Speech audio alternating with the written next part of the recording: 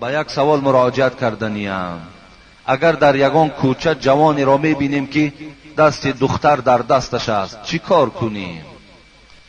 امروز با یک برادر به ماشین آمده ایستاده بودیم در نزد همین حضرت امیرجان. از قسم پسش یک بچه که تاجیک، یک دختری تاجیک همین تا راستا در آغوش گرفتگی و از یکدیگر لذت بردیستند.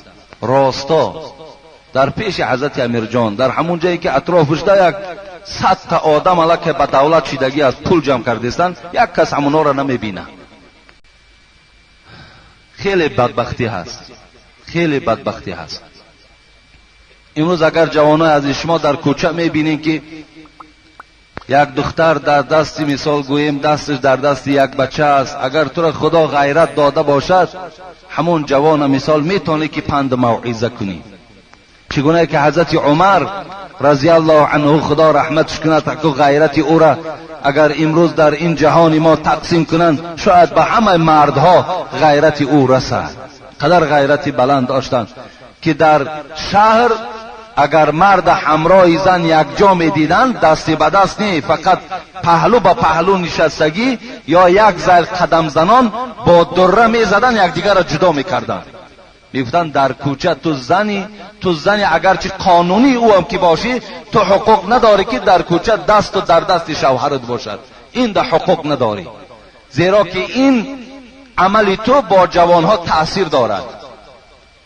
به این خاطر امروز همون جوانی که اگر گوییم دخترها را در آغوش میگیرد یا دستی او را گرفته یا میانی او را داشته و راه میگردد، وای بیچاره آدمی جاهل است، وای عاقبت چه نمیداند. نه این دختر میداند، نه این بچه از عاقبت چون چیزی نمیداند که عاقبت این کار چی میشود. بسیاری عاشقا را دیدیم که با خودسوزی و با خودکشی رفتند. بسیاری عاشقا را دیدیم که در زندانها خوابیدند. بسیاری عاشقا را دیدیم که گوییم که خانه های چند آدمای حلال دیگر را باز حرام کردند.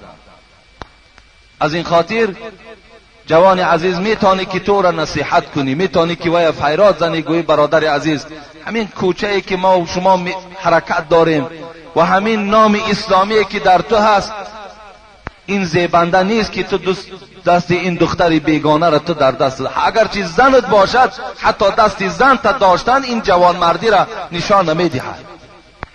بسیار خوب میشد. حدیث پیغمبر است اذا رأى منکم منکرا فلیغیره بیده.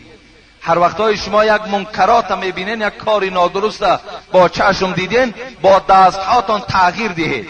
امروز اگر چه ما اونها را گوییم که با دستمون زده نمیتونیم، لیکن در دوام حدیث حبیب خدا چی گفتند؟ فَإِن لَمْ يَسْتَطِعْ فَبِلِسَانِهِ. اگر با دست ها که شرایطش نباشد، با زبانتون اونها را نصیحت کنید. و این لم یستطع، اگر با زبانتم که نتوانستی، فبقلبه و ذالک اضعف الایمان. با دلت و یا بد ببین، لیکن با دل بد دیدن این نشانه ضعیفی ایمان ما را نشان میدهد. به این خاطر امروز ما میتونیم همون جوان پسرها همش بچه های ما و شما هستند، همون دخترکا همش خواهر و دخترای ما و شما هستند. همونا را میتونیم فریاد زنیم که ای خواهر عزیز، همین عشق بازی تو داری، من تو را به خدا قسم میخورم آینده نداری. تو الک گویم زندگی حلال پاکیزه را دریاب کرده نمیتونی، آینده تو فرزندای سالم و صالح به دنیا آورده نمیتوانی، تو دیگر مادر اساسی شده نمیتوانی. تو در بین چشم اینقدر مردم، در بین مردم آشکارا زنا داری. این زنای دست است، این زنای چشم است. تو داری این از آیندت فکر نمی کنی. اگر وی تو را دشنام دهد، در هر یک دشنامش 100 ثواب از نزد الله میگیری، اگر تو را دشنام دهد. لیکن انشاءالله من باوری دارم از بین همین 10 همین عاشقای بی عقل شاید 1 یا 2 نفر شما و شما را دشنام دهد، لیکن اکثریتش انشاءالله قبول می‌دارد.